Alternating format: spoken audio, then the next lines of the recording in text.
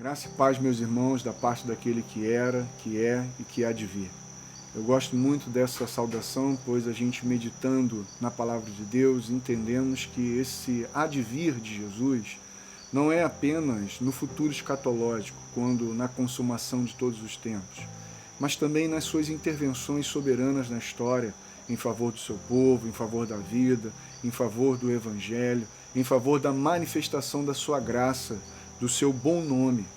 E nós, nesse tempo, né, de perigo iminente, esse tempo de muita assolação, nós também oramos ao Senhor para que Ele possa se manifestar de forma tão graciosa, tão bondosa, como Ele tem feito.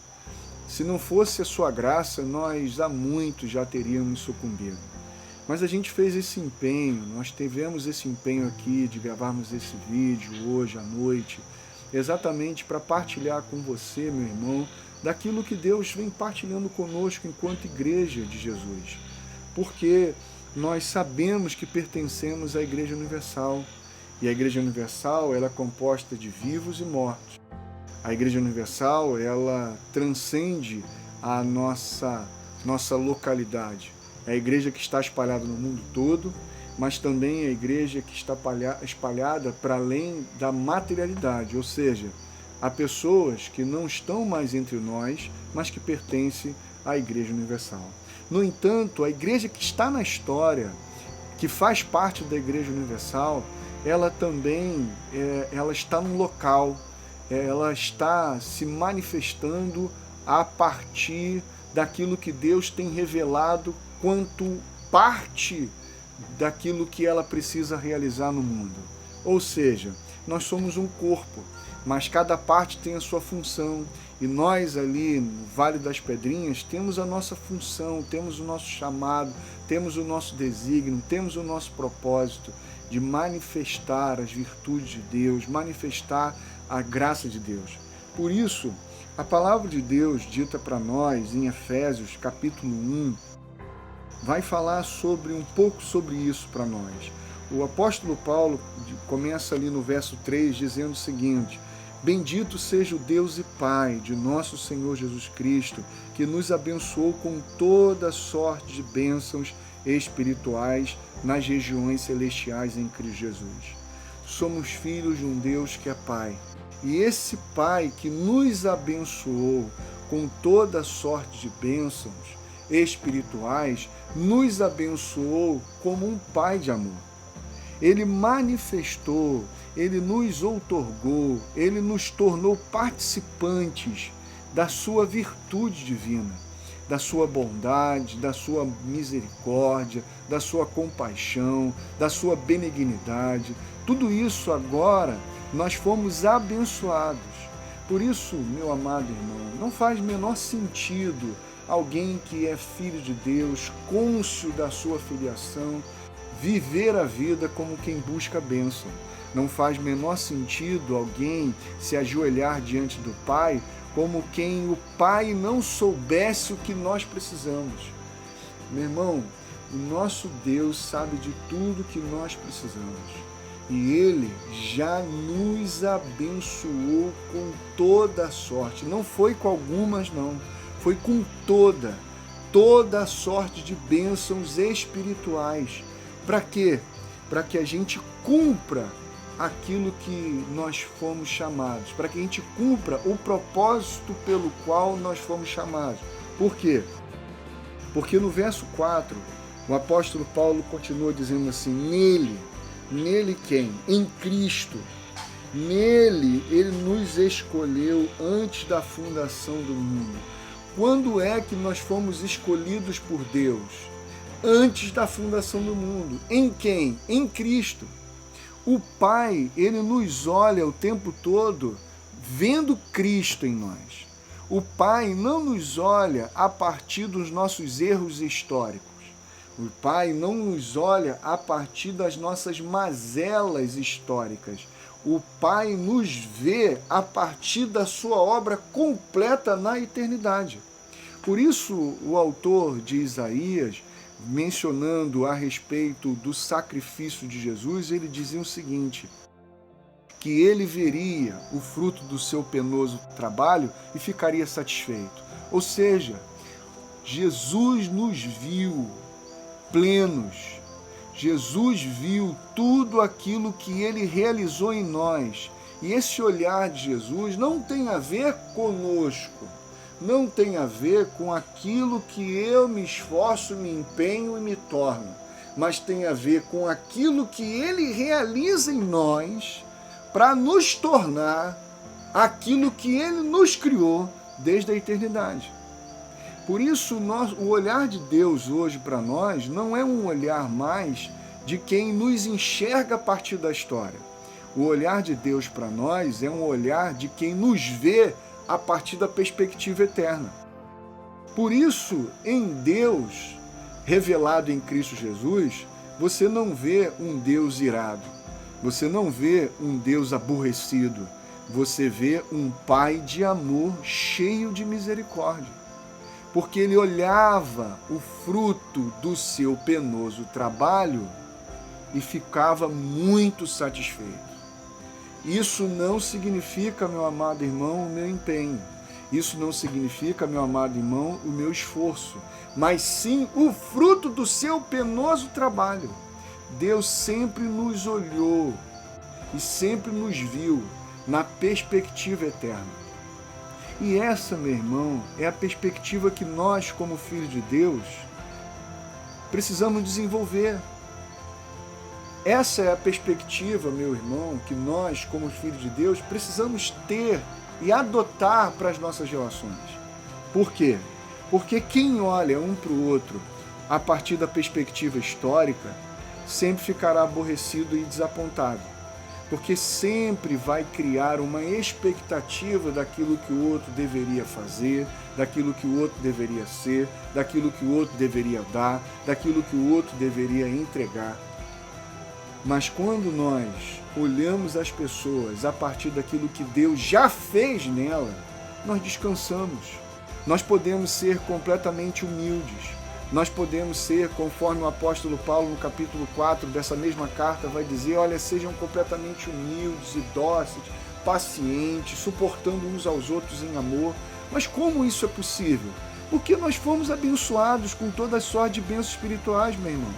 Ainda que você não sinta, todas essas virtudes estão lá completas. Essas virtudes não estão aí para serem desenvolvidas. Essas virtudes estão aí para ser revelada na sua relação. Essas virtudes não estão aí para serem sentidas. A gente não sente e porque sente manifesta. A gente crê e porque crê revela. Revela nossas relações. Por isso, meu amado irmão, você que está nos assistindo nessa noite, privilégio nosso de tê-lo aqui conosco, mas a palavra de Deus nos diz, ele nos escolheu antes da fundação do mundo. Todo o olhar de Deus para nós é esse olhar que vem antes da fundação do mundo, porque antes da fundação do mundo, ele já aperfeiçoou e concluiu a sua obra na eternidade. Na eternidade já está tudo completo. Agora nós estamos num processo histórico de formação daquilo que já está concluído na eternidade. O nosso desenrolar histórico, na verdade, é um desenrolar de acordo com um plano eterno. Por isso o apóstolo Paulo, ele continua, para sermos santos e irrepreensíveis diante dele em amor. O que é ser santo? Ser santo é ser separado. Separado do quê? Separado não como quem é sagrado. Há pessoas que confundem a santidade com aquilo que é sagrado. Por isso muita gente fica assim, não toque no ungido do Senhor. Como se a santidade nos desse algum poder ou algum privilégio ou algum prestígio que nos distanciaria dos demais homens. Pelo contrário, a santidade nos devolve ao propósito eterno. Fomos separados para a manifestação das virtudes daquele que nos chamou das trevas para o seu reino da sua maravilhosa luz. Então, ser santo, meu amado irmãos, tem a ver com o nosso coração estar cada dia mais alinhado com esse desejo eterno, alinhado com essa vontade eterna. Por isso, o apóstolo Paulo vai dizer, olha, não brote em seu coração nenhuma raiz de amargura. Da onde vem a nossa amargura? Que contamina a nossa relação com os outros. Da onde vem nossa amargura? Nossa amargura vem sempre da nossa pretensão de achar que merecemos mais. Nós tratamos as pessoas de forma bondosa, honrosa, respeitosa, carinhosa, e quando não recebemos aquilo que esperávamos, ou seja, o voltar-se dessa generosidade para nós amarguramos. Por isso é comum as pessoas falarem assim, poxa, eu me esforço tanto, eu faço tanto, e você não me reconhece. Você poderia ter feito isso com qualquer um, mas comigo você fez isso. É como nós agora nesse tempo. Nós estamos vivendo aqui no Brasil, somos pobres, a maioria das pessoas que estão me assistindo nessa noite são pobres, e alguns ficam questionando, poxa, o negócio lá na China veio aqui nos atingir, o que a gente fez para merecer, o que a gente fez? Nós entramos num coração amargurado, porque a amargura é sempre fruto daquilo que nós achamos que merecíamos ou não merecíamos receber. Por isso o apóstolo Paulo vai dizer, não brote nenhuma raiz de amargura. Ou seja, se você é uma pessoa humilde, você sabe que você não merece prestígio nenhum. Você sabe que você não merece honraria nenhuma. Você sabe que você não merece ser dignificado por ninguém. Qualquer pessoa que é humilde precisa estar apto para viver em humilhação. Qualquer pessoa que sabe que a humildade é uma virtude divina, essa pessoa está apta para passar por humilhações. Assim como Jesus de Nazaré, que era totalmente humilde. E como é que a sua humildade se manifestou? No período da sua humilhação. Às vezes a gente se considera tão humilde, segundo nossos olhos. Quando chega o momento da humilhação, nós reclamamos e murmuramos e amarguramos. Por quê, irmãos? Nós não éramos humildes? Sim, sempre fomos, já fomos abençoados, Deus nos fez. Somos completamente humildes? Sim, somos. Mas o que aconteceu? Nós abandonamos o nosso lugar. Por que o nosso lugar? Como diz aqui o apóstolo Paulo, é nele. Essa vida está nele. Onde é que manifestamos essas bênçãos espirituais? Nele. Há um lugar onde a vocação é vivida. Há um lugar onde o chamado é concretizado. Há um lugar onde a vida se desenrola. E aonde é esse lugar? Nele. Para quê? Para ser santos e irrepreensíveis dele diante de quê? Diante do amor. Nós estamos aqui, irmãos, exatamente para manifestarmos esse amor. Há muita gente que, infelizmente, se perdeu num projeto herético de salvação. Porque muitas pessoas pregam a salvação terminando na graça. Como se a graça, ela terminasse, concluísse a obra salvífica. Não, irmão. A obra da salvação, ela está fundamentada no amor de Deus Pai, revelada na graça do Filho, mas ela é consumada na relação de amor no Espírito.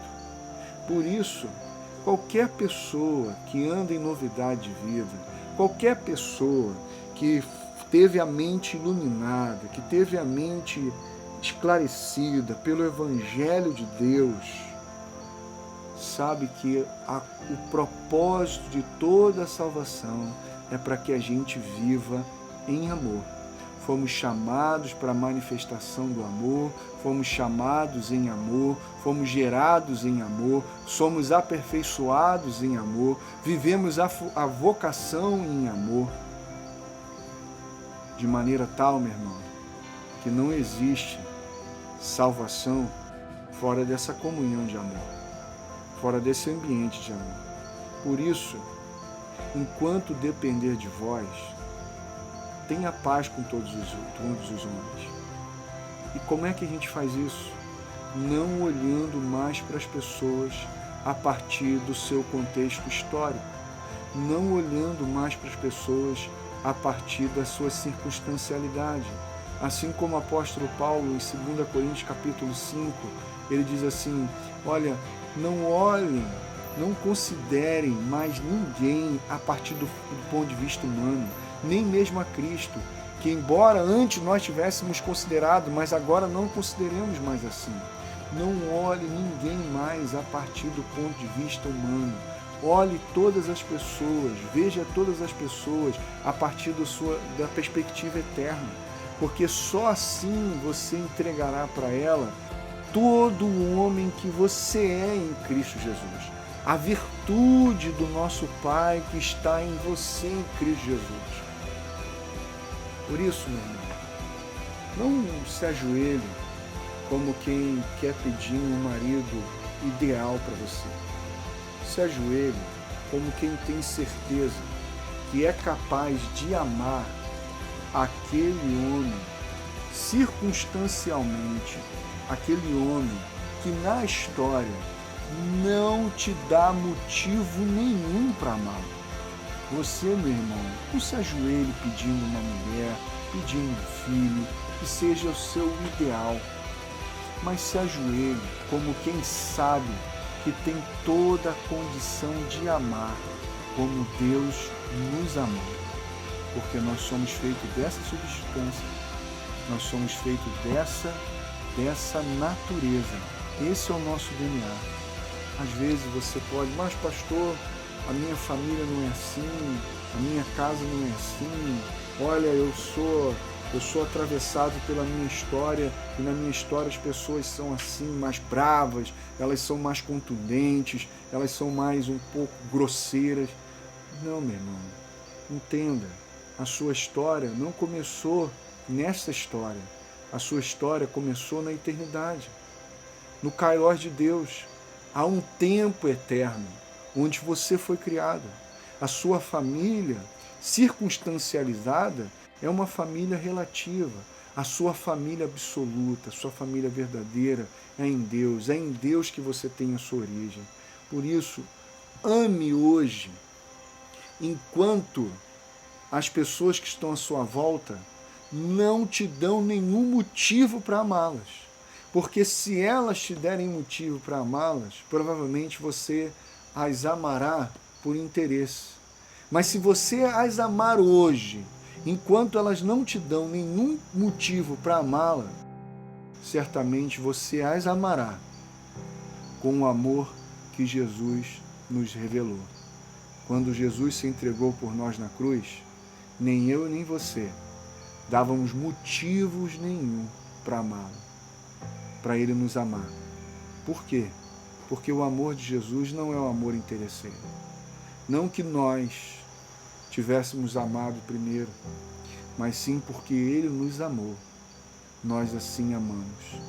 Por isso, meu amado irmão, a salvação, ela está fundamentada no amor de Deus Pai, manifestada na graça do Filho, mas ela se consuma nessa comunhão do Espírito Santo de Deus. Que você viva assim, em nome de Jesus.